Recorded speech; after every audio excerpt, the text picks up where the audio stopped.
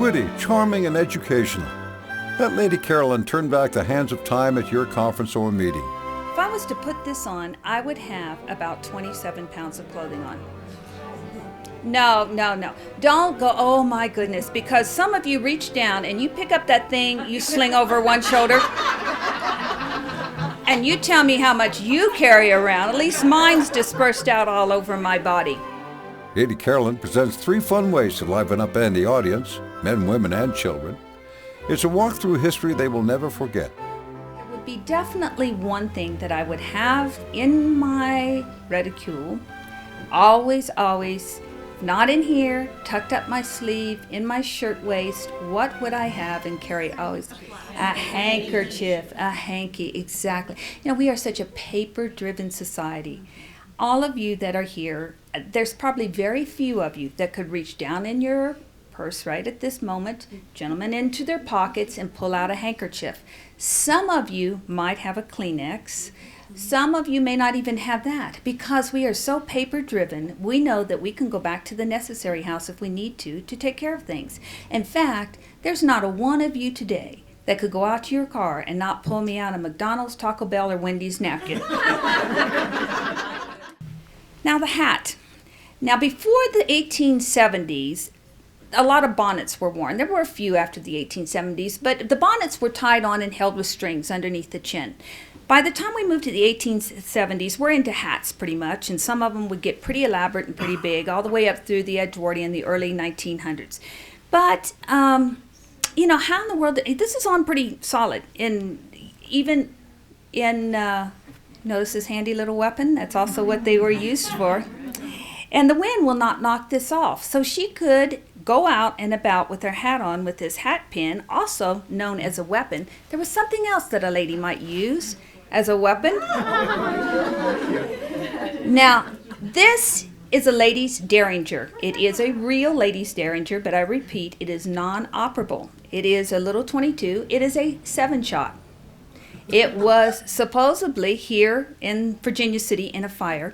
This is not the kind that you would tuck in the garter that you read about. If you did that, my whole garter would fall down. It's pretty heavy. But as a lady of the West, and we were more progressive, we might have this on or about our body, and we would have it very easy to get to, either tucked up in here, usually not in the reticule, hard to get to, tucked up in here, or exactly where I pulled it out. Because, you know, here in the West, we have a lot of snakes. But, you know, and I'm not talking about them kind that crawl around on the ground either, ladies. I'm talking them 2-legged ones in the West, and these might be needed. From Renaissance to Victorian, genteel disrobe is an exciting 3D tour through another era of fashion.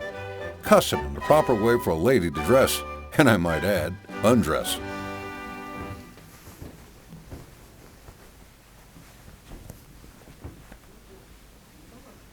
There it is.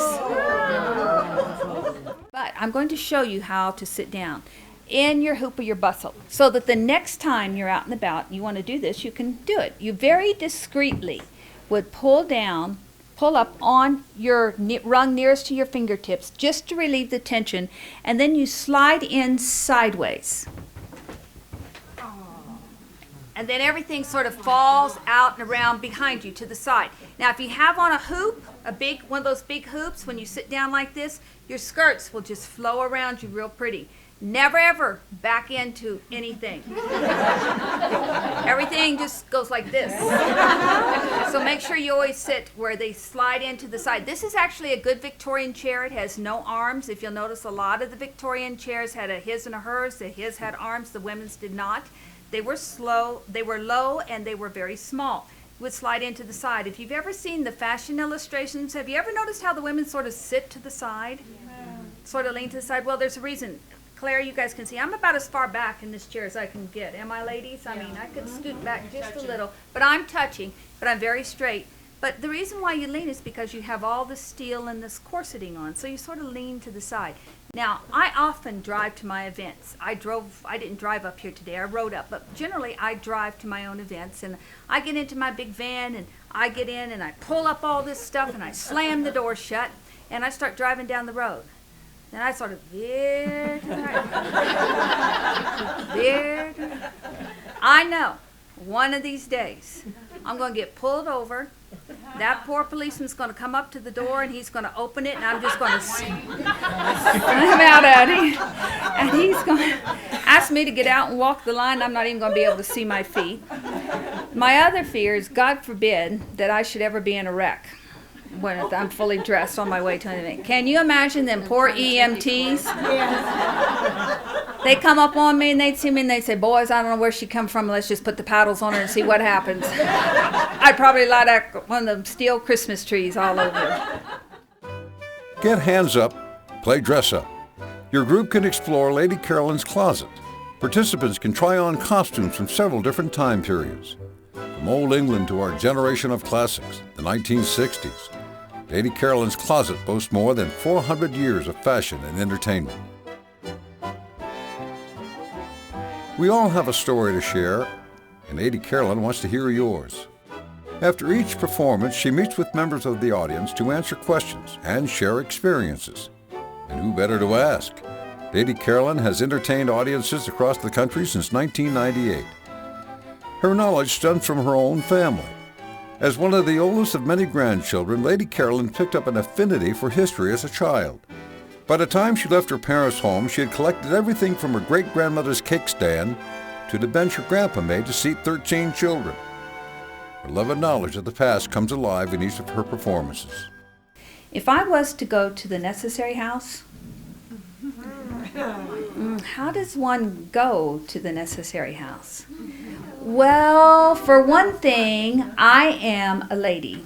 And I don't necessarily go to the necessary house. I go up in my boudoir to my chamber and use the chamber. Exactly. And I go in there and I am by the chamber pot and I take all this clothing that I have on and I hitch it all up. And then you use the Braille method. Because let me tell you, these Victorian ladies had nothing over Victoria's Secrets, because you see, these that I have on today,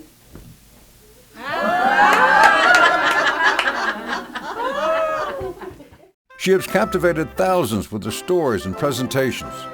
She has performed at many types of venues, from bed and breakfast inns and private parties, to conventions and professional tour organizations.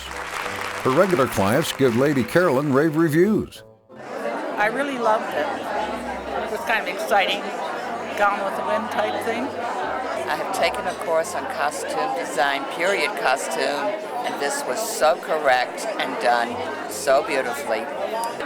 I had seen some of the clothing before, but never all put together. And to hear the stories of the ladies and what separated a lady maybe from another class of person, the talk about how clothing was kept clean or not kept clean, that was very interesting.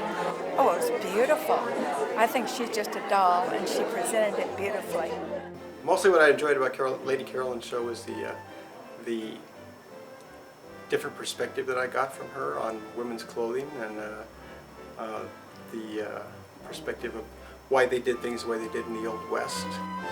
Your next conference won't be complete without Lady Carolyn. Why don't you invite her today? Log on to www.ladyloftus.com.